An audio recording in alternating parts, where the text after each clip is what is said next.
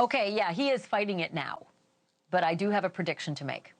Luigi Mangione is going to be over the moon when he walks into a New York City courtroom to answer a second-degree murder charge. And I am not crazy.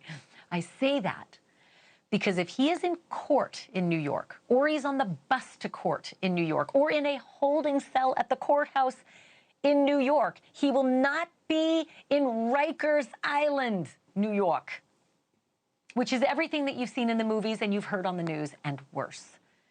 Right now, as you know, Mangione is being held in a century-old Pennsylvania prison. Hi, guys. Thank you for watching. They were on the top of the show. We did our interview through the windows of the prison. And TMZ is reporting that Mangione has a cell to himself at Huntington. Officials say he is not in solitary per se, but he won't be allowed around the other inmates. And the inmates confirmed that tonight. They said, nope, they haven't seen him. We just shared today's menu at SCI Huntington.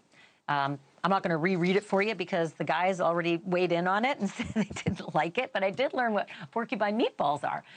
They had that for lunch. It is not meat from porcupines. It's ground beef and rice. Makes it look like a porcupine. Okay, and then also, you know, the dinner wasn't great, but enjoy it while you can, Luigi, because sooner or later, you will be fighting other Rikers inmates for a piece of cold chicken, which a former inmate says is the only discernible meat dish at New York's largest and most notorious lockup. But food may be the least of Luigi's worries. He will likely get a cell to himself, but he won't be alone because any number of roaches, water bugs, ants, flies, and gnats will keep him company round the clock, other inmates say. There are showers, but the inmates say they might be even more repulsive than the rest of the place. And don't get me started on the safety issues and ventilation problems and skyrocketing suicide rates at Rikers. Even a kid took his own life because he was locked up at Rikers. Full disclosure, I have never been incarcerated at Rikers or anywhere else.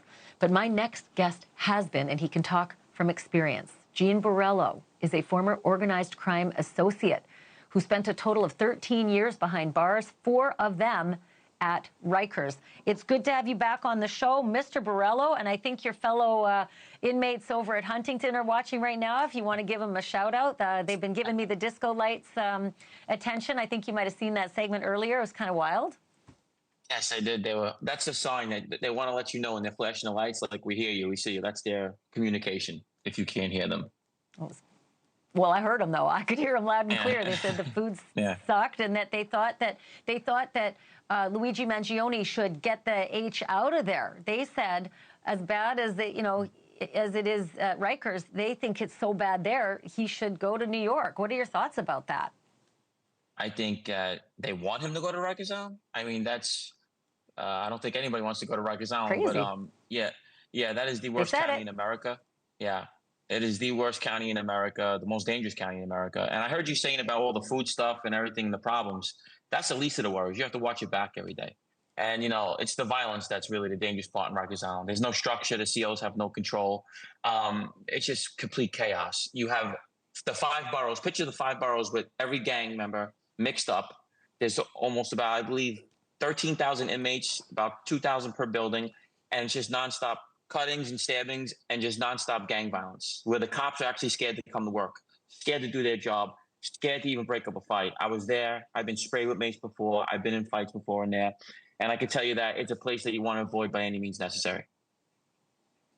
So I read a little bit about something called the Bing. And I guess the Bing is one of the terms used for solitary, and they sure make good use of solitary, it seems, from the reports of other inmates. Well, here's the thing with the Bing, it's the box. You could wait on a list. How about this? There's so many people getting in trouble that literally you would have to do something so bad to go to the box. There's a list to go to the box. I owed box time. I never did it. I never did it because it takes months and maybe a year to get into the hole, to do your time. So when you commit this crime or whatever you do inside jail, you might not ever hit the box because you have to wait to go in it. Wow. That's how bad it is. Yeah. So when I'm telling you people are getting cut, they're getting cut with surgical scalpels, 11s. They go through metal detectors. So they have surgical scalpels they're using on you. How on earth do they get them? It's crazy. And by the way, I don't think I've ever heard of a waiting list for solitary to carry out your punishment, so much so such a long waiting list that, like you said, some of the inmates are in there, they never actually have to carry out their punishment because the waiting list is too long. Yeah, you have to fight for a chair. You have to fight for your food sometimes. You have to fight to use the phone. You're not getting on that phone past 7 o'clock unless you are a gang member or you've been there a long time and you earn your respect. You're not touching the phone. That's just what it is. I heard another story, and tell me if it's true, that the guys, when they go into the mess hall, what do you call it, a dining hall, mess hall, whatever it is where you get dinner, lunch, breakfast, that they refer to the inmates as feeders. Is that true? I never heard that, but the thing with if you're in high classification, the food comes to you. You don't go to the mess hall. So where he's going to be, the food comes to him. He's going to be in cells, and all the food comes to you. You don't leave.